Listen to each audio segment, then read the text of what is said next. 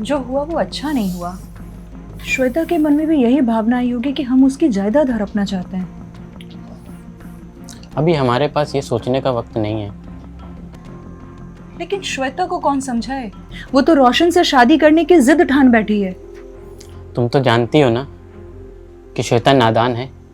इसका मतलब ये तो नहीं ना कि उसकी नादानी में हम भी उसका साथ दें। तुम टेंशन मत लो, हम कुछ करते हैं।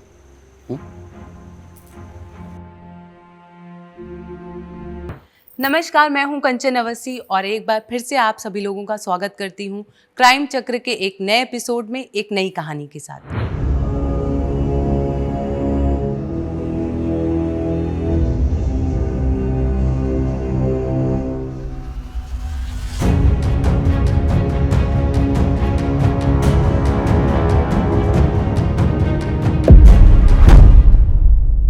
रोशन तुमने तो मुझे डरा ही दिया यार। तो मैडम गेट बंद करके रखना चाहिए ना। अच्छा, ऐसे ही कोई और आ जाता और मेरी जाने मन को ले जाता तो। अच्छा जी, तो अब डोली उठाने की जगह पे किसी और के ले जाने का वेट कर रहे हो? अब मेरे साथ ना टेस्ट मैच खेलना बंद करो। वैसे भी डिसीजन ना आपके थर्ड एम्पायर भैया है ना, उनकी वजह से पेंडिंग है। भैया से बात की तुमने? नहीं यार, भैया भाभी वैकेशन के लिए गए एक्चुअली, तो जैसे ही आएंगे मैं बात कर लूंगी। पर क्या? पर मैं दहेज की बात नहीं कर सकती उनसे।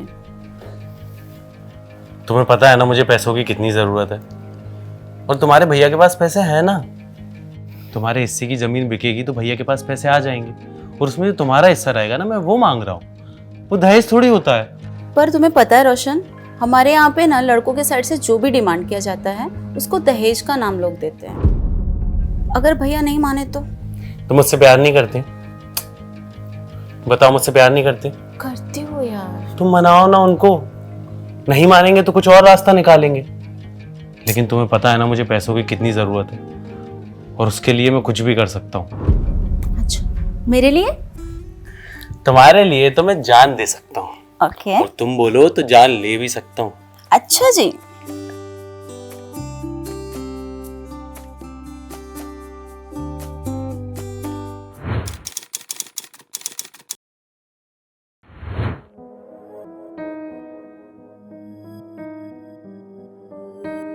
हेलो, ले आई पैसे? हाँ पूरे पैसे ले आई, और तुमने जो लोकेशन बताया था वहीं खड़ी हूँ।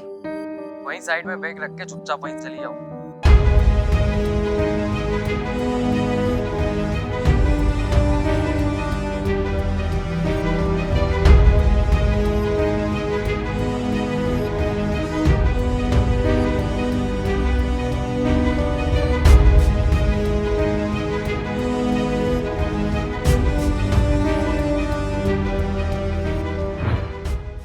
नई नवेली शादी करके नैतिक और रुचि, नैतिक की बहन श्वेता के साथ शहर में कुछ महीनों पहले ही शिफ्ट हुए थे। श्वेता का बॉयफ्रेंड रोशन भी उसी शहर में आकर बस गया था। श्वेता रोशन से बहुत प्यार करती थी, पर शायद रोशन पैसों के लिए श्वेता से शादी करना चाहता था। हमारे समाज में दहेज प्रथा दीमक की तरह काम करती है। ये प्रथा लड़की वालों की जिंदगी को धीरे धीरे करके खोखला बना देती है। रोशन श्वेता के जरिए उसके परिवार से दहेज वसूलना चाहता था। श्वेता के परिवार में नैतिक और भाभी के अलावा और कोई नहीं था। श्वेता ने एक दिन हिम्मत करके अपने भैया से रिश्ते की बात की।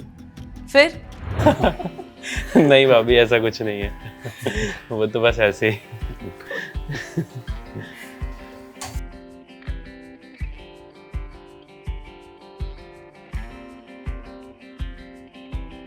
अरे अपनी श्वेता तो अभी से ही लड़के वालों की हो गई। अरे भाभी आप भी ना। चलो अच्छा है कि आप दोनों एक दूसरे को पसंद करते हैं। श्वेता ने मुझे बताया आपके बारे में। बस भैया आपका आशीर्वाद और मिल जाए ना, तो मैं और श्वेता एक नई लाइफ शुरू कर सकते हैं। भाई का आशीर्वाद तो हमेशा बहन के साथ रहता है। पर हमें आपकी ये पैसों वाली शर्त मंजूर नहीं है। हम अपनी बहन का कन्यादान तो करना चाहते हैं, ना कि उसे पैसे की मशीन बनाकर उसके ससुराल वालों को सौंपना, ताकि वो हर समय उसका सहारा लेकर हमसे पैसा मांग सकें। भैया आप ऐसा क्यों बोल रहे हो? भला हम ऐसा क्यों करेंगे? आप अभी कर रहे हैं तो बाद में नहीं करेंगे, इस बात की क्या गारंटी है? भैया रोशन ऐसा नहीं है। तुम बीच में मत बोलो, हम दोनों बात कर रहे हैं ना। देखिए रोशन, आप श्वेता से शादी करना चाहते हैं तो आप कर सकते हैं, लेकिन हम 1 रुपए नहीं देंगे। सीधा बोलिए ना भैया कि आप श्वेता के हिस्से की जायदाद हड़पना चाहते हैं। रोशन, अपनी औकात में रहकर बात करो। Get out. मैं भी यहां अपनी बेइज्जती कराने नहीं आया था। Get out from here.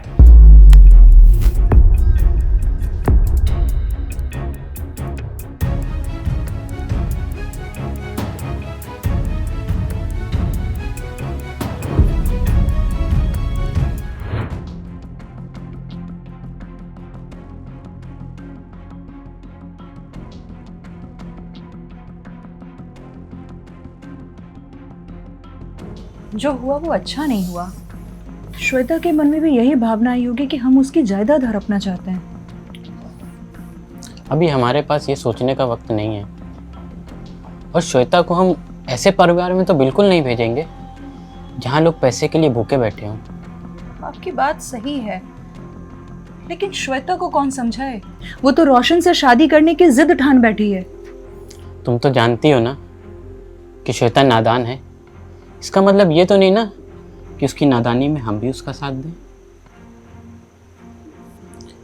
तुम टेंशन मत लो, हम कुछ करते हैं।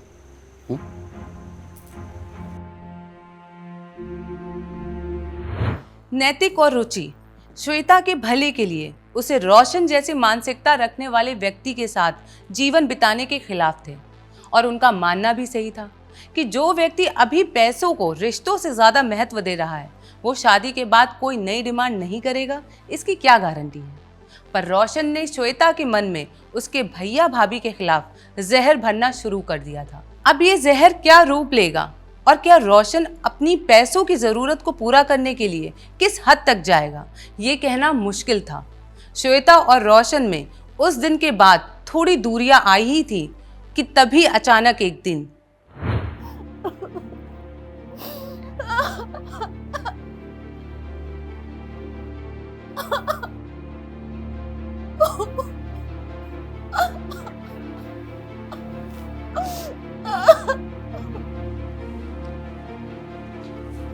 सर, हस्बैंड वाइफ है, सुसाइड केस है। कोई सुसाइड नोट मिला? नहीं सर। तो कैसे कह सकते सुसाइड है? सर वो पॉइजन की बॉटल है। इसे फॉरेंसिक के लिए भेज दो।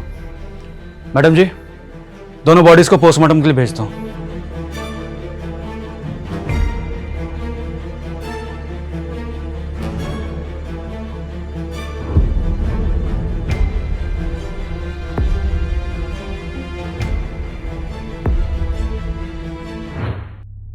सर ये श्वेता जी है, मृतक की बहन।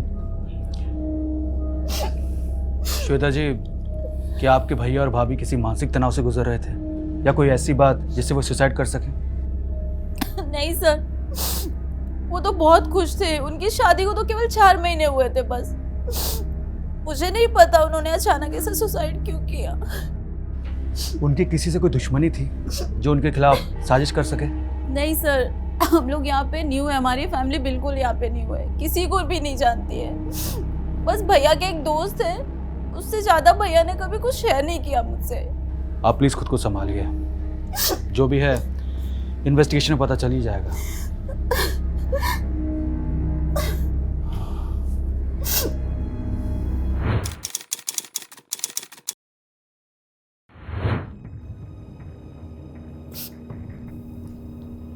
श्वेता,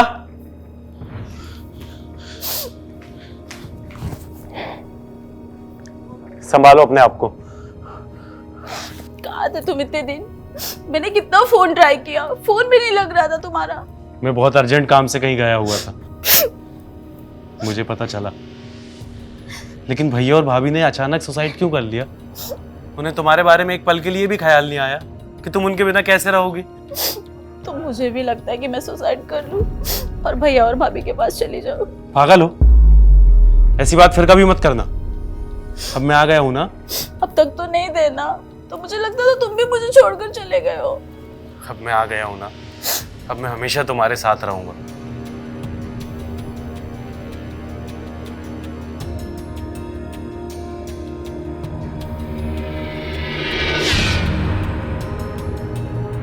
आखिर रोशन श्वेता को इस दुख की घड़ी में छोड़कर कहां चला गया था? यहाँ नैतिक और रुचि का आत्महत्या करना और दूसरी तरफ उसी वक्त रोशन का गायब रहना हमें शक के जाल बुनने पर मजबूर करता है। क्या सच में रोशन ने ही ऐसा कुछ किया होगा जिससे नैतिक और रुचि ने सुसाइड किया? क्या ये सच में सुसाइड ही था या मर्डर करके दोनों विक्टिम की मौत को सुसाइड के तौर पे दिखाया गया है? वैसे देखा जाए तो रोशन के पास हत्या करने की वजह भी थी। एक वजह कि उसे पैसों की जरूरत थी और नैतिक उसके रास्ते का कांटा बन बैठा था। नैतिक और रुचि मर जाएंगे तो सारी जायदाद श्वेता को मिलेगी और इनडायरेक्टली रोशन को। दूसरी वजह नैतिक के द्वारा रोशन की इंसल्ट करना। आइए कहानी में आगे बढ़ते हैं। सर, ये नैतिक और रिची की पीएम रिपोर्ट। क्या बात है, रिपोर्ट आने में देर हो गई? सर, ये रिपोर्ट रीचेकिंग के लिए गए थे। आपके कहने से सर ये मर्डर था, लेकिन ये सुसाइड है। नहीं, मेरा स्टैंड गलत नहीं हो सकता।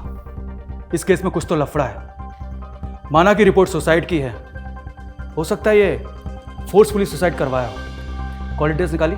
जी सर, मैंने डिटेल्स तो निकाले, पर ये नंबर उन्होंने अभी चेंज किया है और पिछले 2 महीने में 2-3 नंबर चेंज किए। पुराने नंबर की डिटेल्स मैंने मंगवाई है। और कोई सबूत? सर, नैतिक के गांव मैंने एक टीम भेजी थी।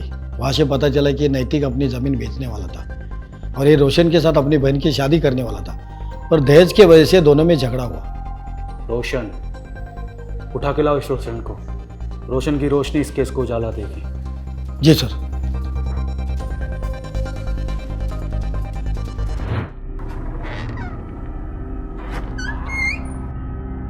सर, ये रोशन।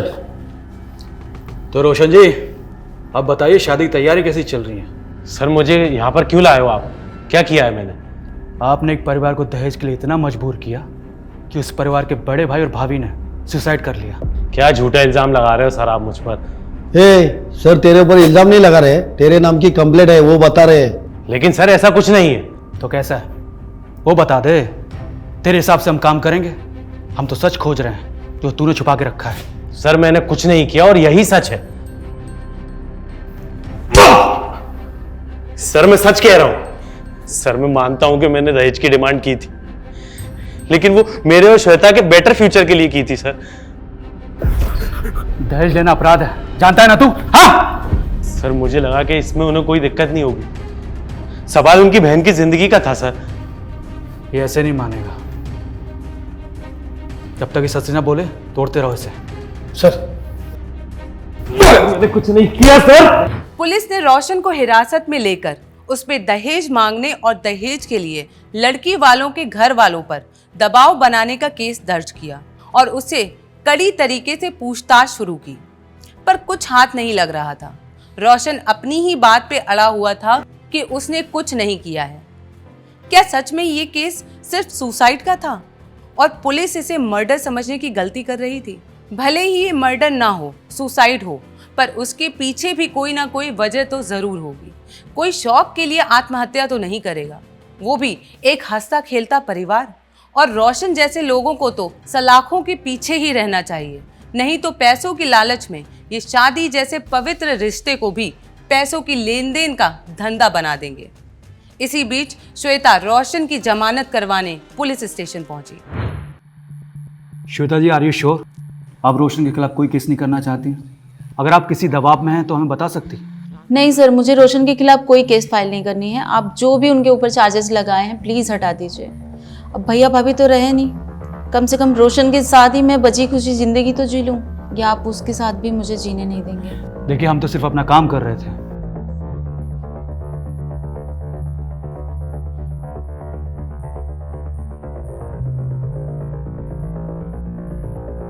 तुम ठीक हो?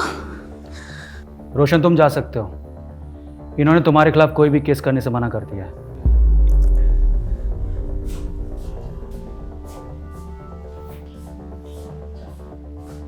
सर, मुझे लगता है श्वेता भी इनसे मिली हुई है, क्योंकि भैया और भाभी के जाने के बाद पूरी जायदाद इसकी हो जाएगी। जिस तरह से रोशन को सपोर्ट कर रही है, ये रोशन के साथ भी हो सकती है। वो नैतिक और रुचि के पहले नंबर की कॉल डिटेल्स निकाली? जी सर, नैतिका और रुचि की कॉल डिटेल्स की फाइल सर ये रही।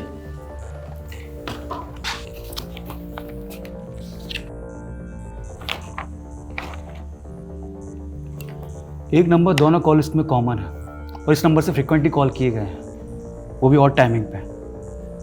इसका पता लगाओ। और एक बात सर, मैंने नैतिक के दोस्तों से पूछताछ की।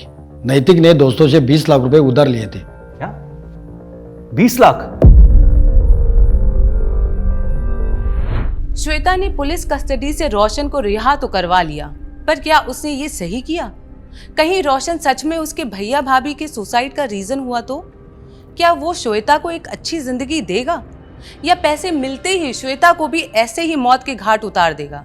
पुलिस को जैसे ही पता चला कि नैतिक ने अपने किसी दोस्त से 20 लाख रुपए उधार मांगे थे, तो पुलिस का शक रोशन पर और ज्यादा पकड़ बनाने लगा।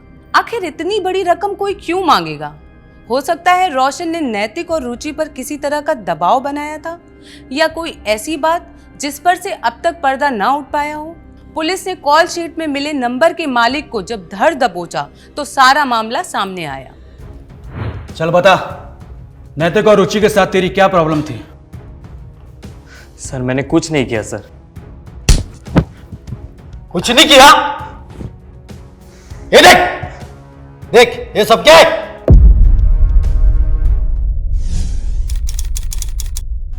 अब सच बता, वरना इतना मारूंगा कि तेरी आत्मा भी शरीर से बाहर निकल के पोंछ देगी।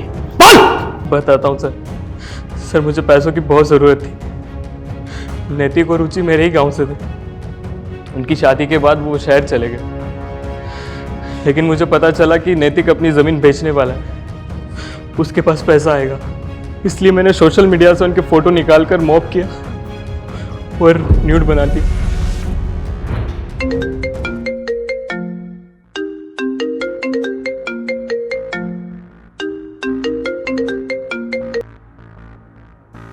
हेलो, जाने मन, जरा फोन तो चेक करो अपना।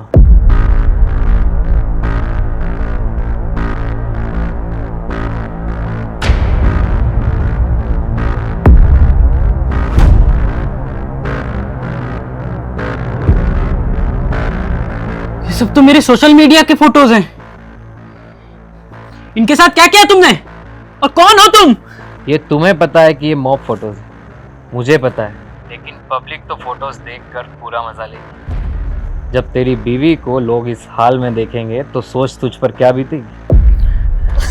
कौन हो तुम और क्यों कर रहे हो ये सब?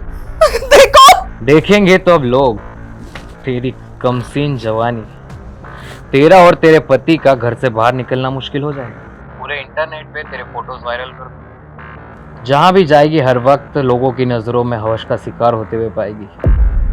बोल, कर दूं वायरल? देखिए, आप जो भी हैं, आपको जो चाहिए हम वो सब देंगे, मगर प्लीज ऐसा मत कीजिएगा, हमारी जिंदगी बर्बाद हो जाएगी। 20 लाख रुपए रेडी रखना, जगह मैं बताता हूँ। और सुन, अपनी बीवी को अकेले भेजना।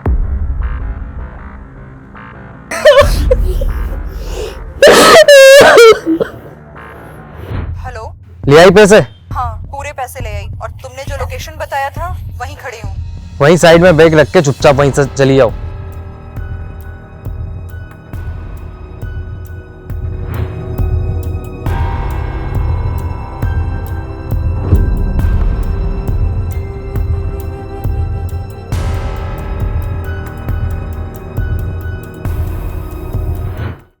जब उन्होंने तुझे पैसे दे दिए तो फोटोज वायरल क्यों किए? सर मुझे डर था कि वो पुलिस के पास ना चले जाए, इसलिए मैंने सोचा कि नेट कैफे से वायरल कर दूंगा, किसी को पता नहीं चलेगा और वो दोनों सुसाइड कर लेंगे और केस खत्म। और तुझे लगा कि अपराध करके कानून से बच जाएगा। अपराधी कितना भी शातिर क्यों ना हो, कानून की गिरफ्त में आ ही जाता है। इसे इतना मारो कि अपना भी फोटो एडिट करने से पहले 100 बार सोचें। सर लोकेश एक आम बंदा, पैसों की कमी का हो या पैसों का लालच, जिसने उसे अपराध के ऐसे दलदल में ढकेल दिया जिसकी वजह से कितनी जिंदगियां बर्बाद हुई। सोशल मीडिया एक ऐसा प्लेटफॉर्म है जो हमारी सहूलियत के लिए बनाया गया है ताकि हम दूर रह के भी एक दूसरे से जुड़ सके, एक दूसरे की जिंदगी के बारे में जान सके। पर आजकल सोशल मीडिया पे कोई भी तस्वीर डालना खतरे से खाली नहीं है। ना जाने कब आपकी तस्वीर से छेड़खानी करके कोई आपको ब्लैकमेल करना शुरू कर दे। नैतिक और रुचि की तस्वीर लोकेश ने पैसे वसूलने के बाद भी वायरल कर दी, जिसकी वजह से दोनों ने अपनी जान गंवाई। हम सबको इससे ये सबक मिलता है कि जब भी हम कोई भी तस्वीर सोशल मीडिया पे डालें, उसकी सेटिंग में जाके उसे हमारे फ्रेंड सर्कल के अलावा किसी और के लिए अवेलेबल ना रखें। अगले एपिसोड में आपसे फिर मुलाकात होगी। नमस्कार।